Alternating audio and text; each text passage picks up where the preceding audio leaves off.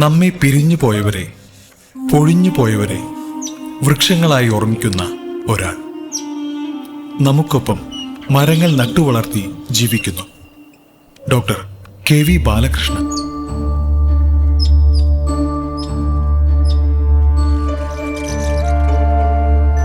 കാലിക്കറ്റ് സർവകലാശാലയിലെ രസതന്ത്ര വിഭാഗത്തിൽ സയന്റിഫിക് ഓഫീസറായിട്ടായിരുന്നു ഔദ്യോഗിക ജീവിതത്തിന്റെ തുടക്കം. ഞാനിവിടെ വരുന്നത് 1980-ലാണ്. 1980 ഡിസംബറിലാണ് ടെക്നിക്കൽ അസിസ്റ്റൻ്റായിട്ടാണ് ഞാൻ വരുന്നത്. അന്ന് സർവകലാശാലയുടെ പ്രാന്തപ്രദേശങ്ങൾ വൃക്ഷലതാദികൾ ഒഴിഞ്ഞ ഒരു തരിശുഭൂമിയായിരുന്നു. വേനലിന്റെ അസഹ്യമായ ചൂടിനെ ചെറുക്കുന്നതിനായി സഹപ്രവർത്തകരോടൊപ്പം ഡോക്ടർ ബാലകൃഷ്ണനും വൃക്ഷത്തൈകൾ വച്ചുപിടിപ്പിക്കുകയുണ്ടായി.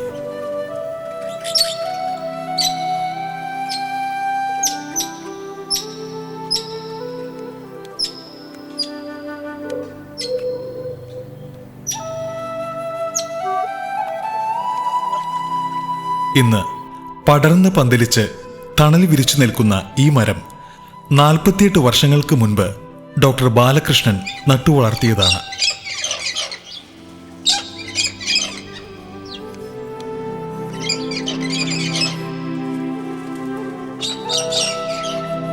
വൃക്ഷങ്ങളും കിളികളും ചേർന്നൊരു ആവാസ വ്യവസ്ഥ സൃഷ്ടിക്കുമ്പോഴും ഡോക്ടർ ബാലകൃഷ്ണൻ ഔദ്യോഗിക ജീവിതത്തിൽ അതീവ ശ്രദ്ധാലുവായിരുന്നു. ഞാൻ ശരിക്കും ബാലേട്ടൻ ഒരു അത്ഭുതമായിട്ടാണ് കാണുന്നത്.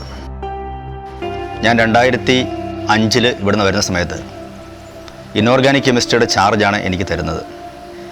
കുട്ടികൾക്ക് എന്താണ് വേണ്ടത് എന്ന് നോക്കി അദ്ദേഹം ചെയ്തു കൊടുക്കുന്ന ഓരോ കാര്യങ്ങളും വാസ്തവത്തിൽ എന്നെ അത്ഭുതപ്പെടുത്തി. ബാലകൃഷ്ണൻ ശരിക്കും പറഞ്ഞാൽ ആ കെമിസ്ട്രി ലാബിൽ ഒരുപാട് നൂതന പരീക്ഷണങ്ങൾ നടത്തുകയും ആ പരീക്ഷണങ്ങളെല്ലാം കുട്ടികളെ പഠിപ്പിക്കുകയും അത് കുട്ടികൾ പഠിച്ചിട്ടുണ്ട് എന്ന് അദ്ദേഹത്തിന് ബോധ്യം വരികയും ചെയ്യുന്ന ഞാൻ നേരിട്ട് കണ്ടിട്ടുണ്ട്. ശരിക്കും ഞാൻ ഈ ഹരിത രസതന്ത്രം എന്ന് പറഞ്ഞ ശാസ്ത്രശാഖയുടെ സ്പെഷ്യലൈസ്ഡ് അധ്യാപകർ ഇവിടെ ഉണ്ട്. അവരൊക്കെ ക്ലാസ്സിൽ പഠിപ്പിക്കുന്ന സമയത്ത് അതിനെക്കുറിച്ച് പറയുന്ന ഒരു പ്രധാനപ്പെട്ട കാര്യം, പ്രകൃതിയോട് സ്നേഹമുള്ള കെമിസ്ട്രിക്കാരൻ ആദ്യം ചെയ്യേണ്ടത് കെമിക്കൽസിൻ്റെ അളവുകൾ കുറയ്ക്കുക എന്നുള്ളതാണ്. വാസ്തവത്തിൽ ബാലകൃഷ്ണൻ നമ്മുടെ കെമിസ്ട്രി ലാബിൽ കുട്ടികൾക്ക് ഓരോ കെമിക്കൽസും കൊടുക്കുന്നത് ഞാൻ അത്ഭുതത്തോട് കണ്ടിട്ടുണ്ട്. ഗ്രീൻ കെമിസ്ട്രിയുടെ യഥാർത്ഥ പ്രയോക്താവ് ബാലകൃഷ്ണനായിട്ടാണ് ഞാൻ അന്ന് മുതൽ കാണുന്നത്.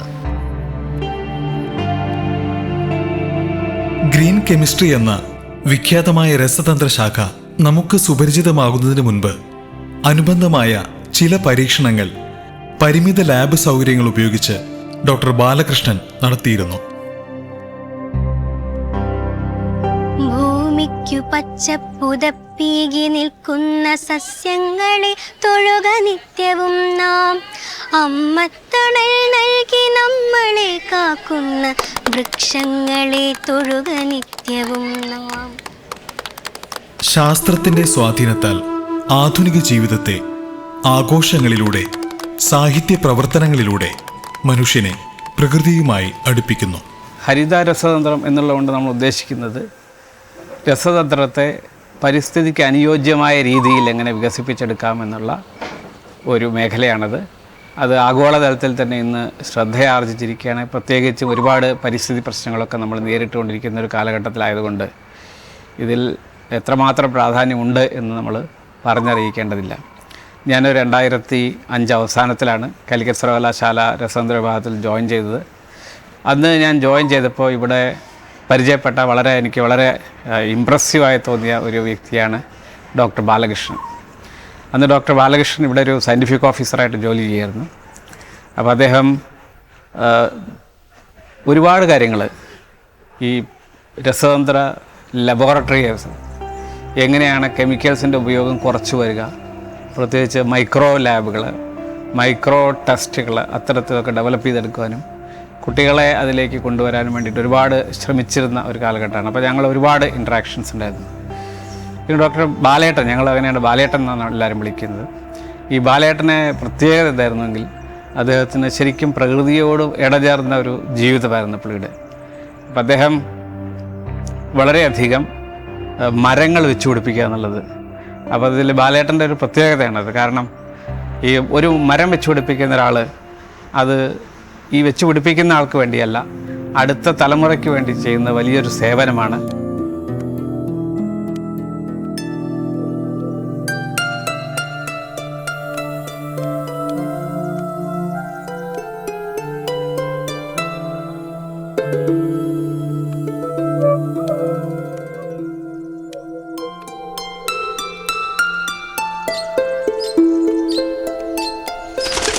തണൽ തേടിയെത്തിയ കിളികളാണ് അദ്ദേഹത്തെ ഫലവൃക്ഷങ്ങൾ നടുന്നതിനെക്കുറിച്ച് ചിന്തിക്കാൻ ഇടയാക്കിയത്. മാവ്, പ്ലാവ്, ഞാവൽ തുടങ്ങിയ ഫലവൃക്ഷങ്ങൾ നട്ടുവളർത്തിയത് ആ ലക്ഷ്യത്തോടെയായിരുന്നു. അക്കൂട്ടത്തിൽ അകാലത്തിൽ പൊലിഞ്ഞുപോയ സുഹൃത്തുക്കളുടെ വേർപാടിൽ മനം നൊന്തു നട്ട ഓർമ്മ മരങ്ങളുമുണ്ട്. കണ്ണൂരിലെ കീഴറ എന്ന പ്രദേശത്തു നിന്നുള്ള ഡോക്ടർ ശിവരാജൻ്റെ ഓർമ്മ നിലനിർത്താനായി ബാലേട്ടൻ കൊണ്ടുവന്ന് ഈ ക്യാമ്പസിലെ യൂണിവേഴ്സിറ്റി പാർക്കിൽ നട്ടുപിടിപ്പിച്ച മാവിനമാണിത്. അദ്ദേഹം മാവ് വാങ്ങിക്കൊണ്ടുവന്ന് നടുന്ന രീതിയല്ല, അദ്ദേഹം മുളപ്പിച്ച് തൈയാക്കി അതിനെ വളർത്തി ആണ് ഇവിടെ കൊണ്ടുവന്ന് നട്ടുപിടിപ്പിക്കുന്നത്. ഞാൻ പലപ്പോഴും ശ്രദ്ധിച്ചിട്ടുണ്ട്. അദ്ദേഹം ലാബിൽ ഇരുന്നിട്ടൊക്കെ തൈകൾ മുളപ്പിക്കുകയും അതിന് മാങ്ങയുടെ രുചി അറിഞ്ഞുകൊണ്ട് തൈ വെച്ച് പിടിപ്പിക്കുന്ന ഒരു വ്യക്തി എന്ന നിലയിലാണ് ഞാൻ പലപ്പോഴും ബാലകൃഷ്ണനെ ശ്രദ്ധിച്ചിട്ടുള്ളത്. ഓരോ തൈ നടുമ്പോഴും വേനലിന്റെ കൊടും ചൂടേറ്റ് കരിഞ്ഞു പോകരുതെന്ന് അദ്ദേഹം തൈകളോട് പറയുമായിരുന്നു.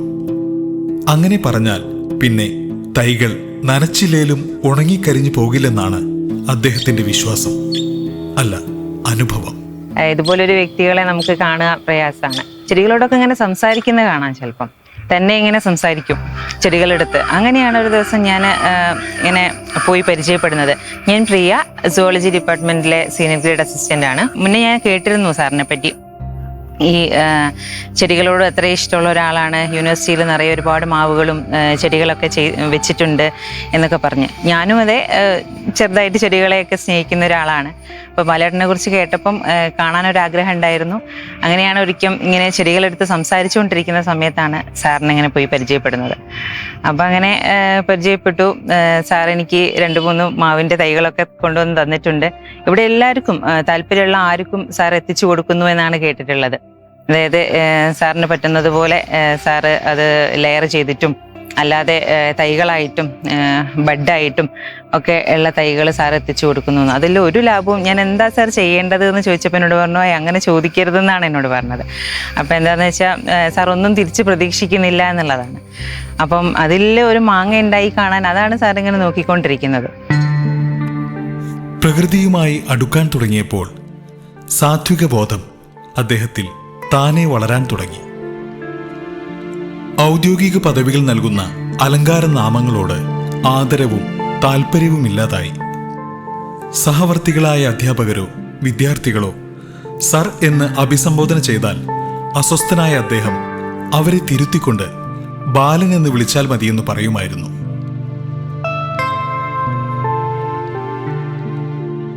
ഇവിടെ കെമിസ്ട്രി ഡിപ്പാർട്ട്മെന്റിൽ നിന്ന് റിട്ടയർ ചെയ്തിട്ടുള്ള ഒരാൾ ഇപ്പോഴും യൂണിവേഴ്സിറ്റിക്ക് വേണ്ടി ഇത്രയും മരങ്ങളും ചെടികളും സംരക്ഷിക്കുന്നു എന്നുള്ളത് കാണുമ്പോൾ ഞങ്ങൾക്ക് വളരെ സന്തോഷം തോന്നിയിട്ടുണ്ട്. അങ്ങനെയാണ് ഞങ്ങൾ അദ്ദേഹത്തെക്കുറിച്ച് അന്വേഷിച്ചത്.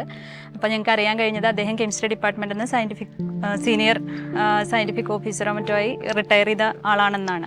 അപ്പോൾ അദ്ദേഹത്തിന് യൂണിവേഴ്സിറ്റിയോടും പ്രകൃതിയോടുള്ള ഡെഡിക്കേഷൻ നമുക്ക് ഏവർക്കും മാതൃകയാക്കാൻ പറ്റുന്ന ഒരു കാര്യം തന്നെയാണ്. ലളിതമായ ജീവിതശൈലിയാലും സൗഹൃദത്താലും ഡോക്ടർ ബാലകൃഷ്ണൻ സഹചാരികൾക്കിടയിൽ ബാലേട്ടനായി താനെ പരിണമിച്ചു.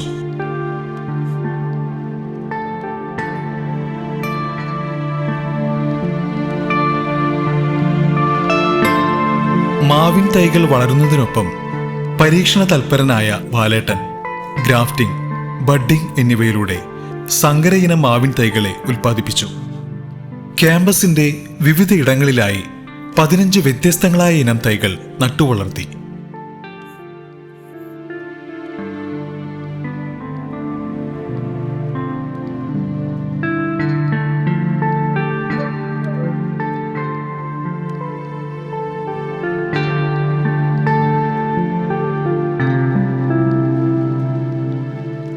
ഉന്നത ഗുണവും വിളവുമുള്ള തൈകളുടെ മാമ്പഴക്കാലത്തിന്റെ മധുരമാർന്ന ഓർമ്മ ആസ്വദിച്ചു കഴിയുമ്പോഴാണ് ബാലേട്ടനെ ആശങ്കകളുടെ പുഴുക്കുത്തുകൾ അസ്വസ്ഥമാക്കിയത്.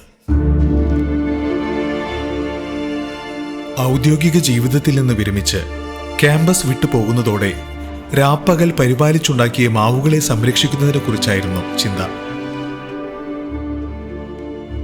വേണ്ടത്ര പരിരക്ഷയില്ലാതെ അന്യാധീനപ്പെട്ടു പോകുമോ എന്നതായിരുന്നു ഉത്കണ്ഠ. പരിഹാരം തേടാൻ ശ്രമിച്ചെങ്കിലും ഫലവത്തായില്ല. ജോലിയിൽ നിന്ന് വിരമിച്ച് നാട്ടിലേക്ക് മടങ്ങാതെ നാളിതുവരെ സൗഹൃദത്തോടെ കഴിഞ്ഞുകൂടിയ മാങ്കൂട്ടത്തോടൊപ്പം വിശ്രമ ജീവിതം കഴിക്കുവാനായി തീരുമാനം. നാട്ടിലുണ്ടായിരുന്ന തറവാട് വീട് സഹോദരിക്ക് വിട്ടുകൊടുത്തിട്ട് യൂണിവേഴ്സിറ്റി ക്യാമ്പസിനടുത്തുള്ള വാടക വീട്ടിൽ പഴയ പോലെ മാങ്കൂട്ടത്തോടൊപ്പം സ്വസ്ഥ ജീവിതം കഴിക്കുന്നു.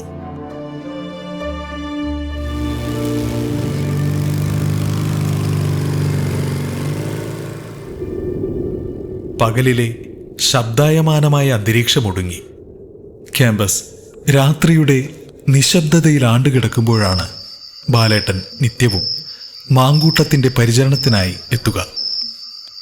അകലെ വാടക വീട്ടിൽ നിന്നും നീണ്ട നടപ്പാതയിലൂടെ ടോർച്ചിന്റെ വെളിച്ചത്തിൽ കാട്ടുപൊന്തകളും കള്ളിമുൾ ചെടികളും താണ്ടിയാണ് വരവ്. മ്യൂസിയത്തിന്റെ മുൻപിലൂടെ കടന്നുപോകെ അരികിൽ നിരയിട്ട് നിൽക്കുന്ന മാങ്കൂട്ടത്തിലേക്ക് ടോർച്ചടിച്ച് പതിവായി ചേക്കേറുന്ന ആ പക്ഷി ഇരിപ്പുണ്ടോ എന്ന് ഉറപ്പുവരുത്തും. ഇലച്ചാത്തിന്റെ മറവ് പറ്റി പക്ഷി ഉറങ്ങുന്നത് കണ്ടാലേ സമാധാനമാകൂ. ബാലേട്ടൻ വരുന്നതും കാത്ത് മാങ്കൂട്ടത്തിൽ വേറെയും ചിലരുണ്ട്. തോളിൽ സഞ്ചി തൂക്കി ടോർച്ചിന്റെ വെളിച്ചത്തിൽ വരുന്ന ആ നിഴൽ രൂപത്തെ തിരിച്ചറിഞ്ഞ് അവർ വാലിളക്കി സ്നേഹത്തോടെ ബാലേട്ടനെ പിന്തുടരും.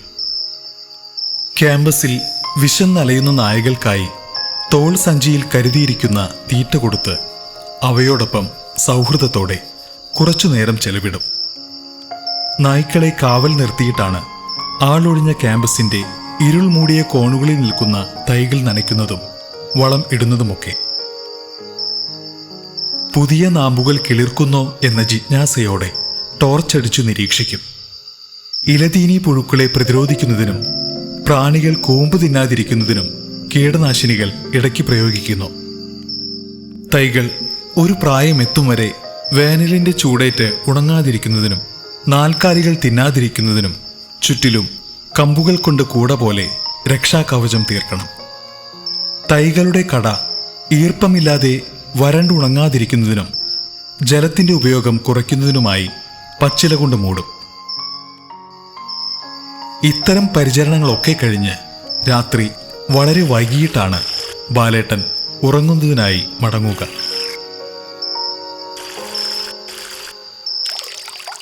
മാങ്കൂട്ടത്തിലേക്ക് വരാതെ തൈകളെ തൊട്ടു തലോടാതെ ബാലേട്ടന് ഒരു രാത്രി പോലും സ്വസ്ഥമായി ഉറങ്ങാനാകില്ല. അതീവ ശ്രദ്ധയോടെ പരിചരിക്കുന്നതിനാൽ തൈകൾക്ക് അപൂർവമായിട്ടേ രോഗങ്ങൾ പിടിപെടാറുള്ളൂ.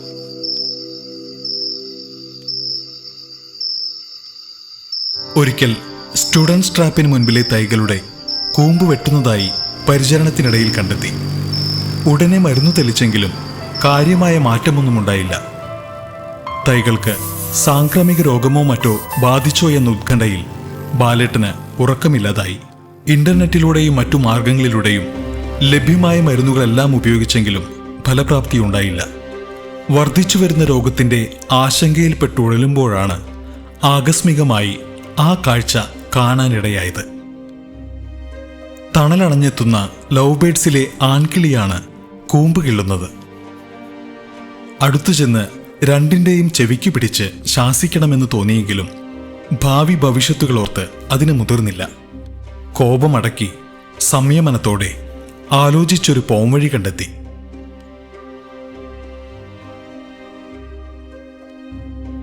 കിളികളെ, നിങ്ങൾ തളിരിലെന്നുള്ളരുത്.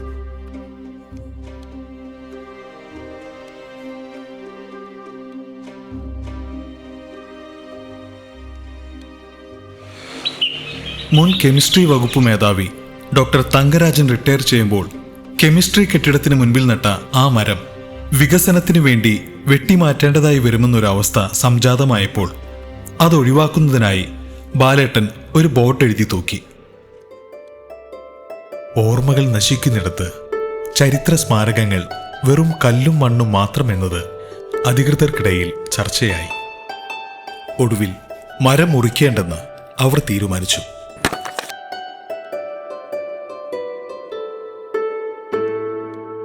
മരങ്ങളുടെ വളർച്ചയുടെ വിവിധ ഘട്ടങ്ങളിൽ ബാലേട്ടൻ തനിച്ചു നടത്തുന്ന ഇത്തരം നിശബ്ദ പ്രതിഷേധങ്ങളിലൂടെയാണ് മരങ്ങൾ സംരക്ഷിക്കപ്പെടുന്നത്.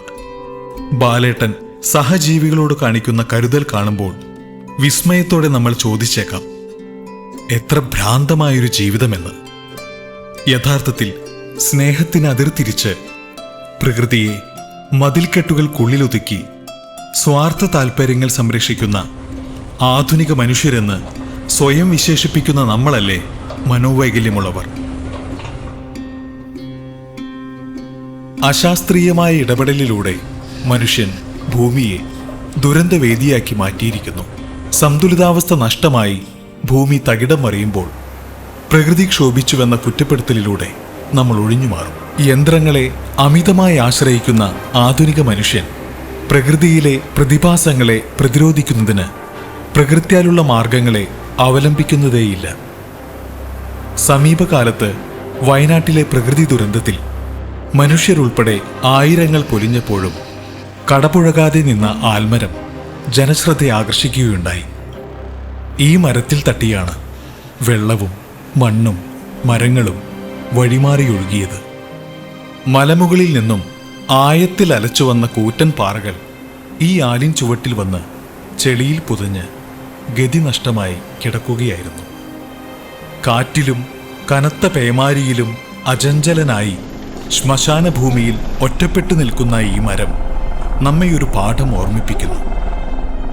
ഭൂമിയുടെ ആഴത്തിലേക്ക് പായുന്ന വൻമരങ്ങളുടെ വേരുകൾക്ക് മണ്ണിനെ വല പോലെ തടഞ്ഞു നിർത്തി മണ്ണൊലിപ്പ് തടയാനാകുമെന്ന്.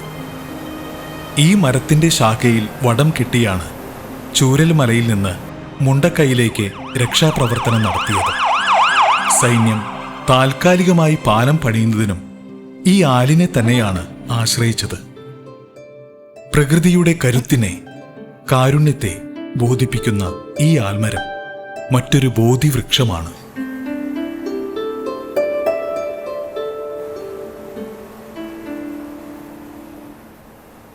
ഭൂമിയുടെ നിലനിൽപ്പിന് മരങ്ങൾ ആവശ്യമാണ്. വെറും ഭൂമിയും മരങ്ങളും മനുഷ്യനെ പോലെയുള്ള ജീവജാലങ്ങളും തമ്മിലുള്ള വ്യത്യാസം എന്ന് പറയുന്നത്,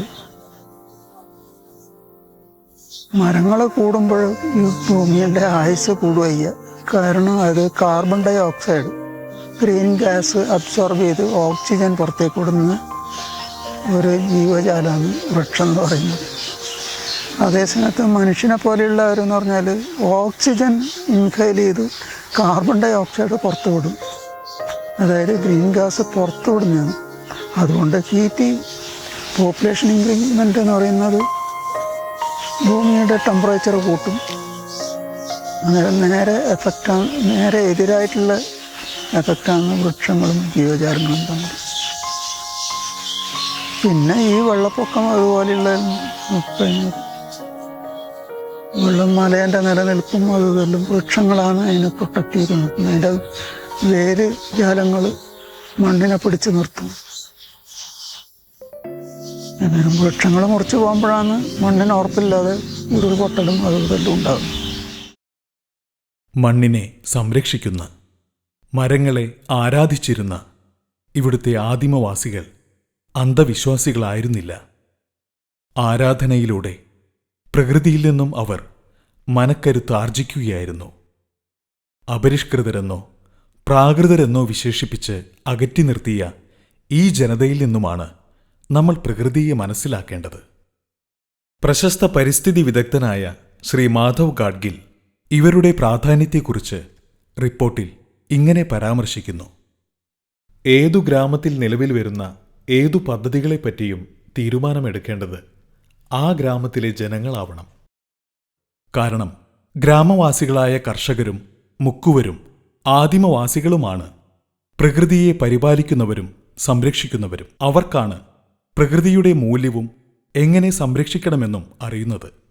സ്വാർത്ഥതയോടെ പ്രകൃതിയെ ഇനിയും ചൂഷണം ചെയ്താൽ ഭൂമിയുടെ ചരിത്രത്തിൽ ദിനോസറുകളെ പോലെ നാം മനുഷ്യരും നാമം മാത്രമായി തീരും.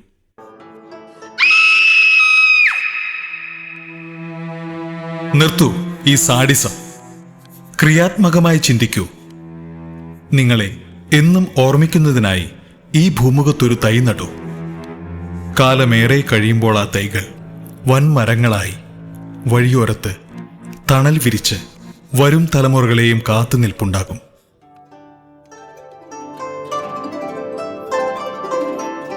മരങ്ങളിലൂടെ അമരനാകൂ. വെറുതെ സുഹൃത്തുക്കൾക്കൊപ്പം ഈ തണൽ അടഞ്ഞിരിക്കുമ്പോൾ ഇടയ്ക്കൊക്കെ ബാല്യകാലത്തെക്കുറിച്ച് ഓർമ്മിക്കും.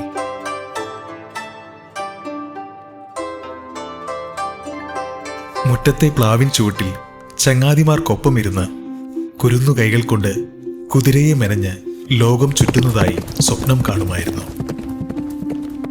ഇന്ന് ആ മരമില്ല, കൂടെയുണ്ടായിരുന്ന ചങ്ങാതിമാരുമില്ല.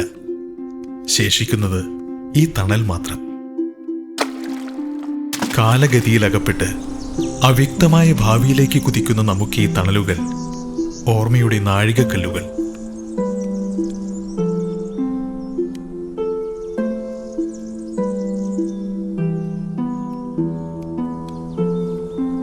ഋതുഭേദങ്ങളുടെ മായക്കാഴ്ചകളിലൂടെ ആടി ഉലഞ്ഞു പോകെ നമുക്ക് ഈ സൗഭാഗ്യമേകിയ പൂർവികരെ നമ്മൾ ഓർമ്മിക്കാറില്ല. അവരോടുള്ള നന്ദികേടിന് ക്ഷമാപണമായി വരും തലമുറയ്ക്കായി മണ്ണിനെ, വായുവിനെ, ജലത്തിനെ സംശുദ്ധമായി പരിരക്ഷിക്കുന്ന മരങ്ങളാൽ ഈ ഭൂമിയെ ഹരിതാപമാക്കാം.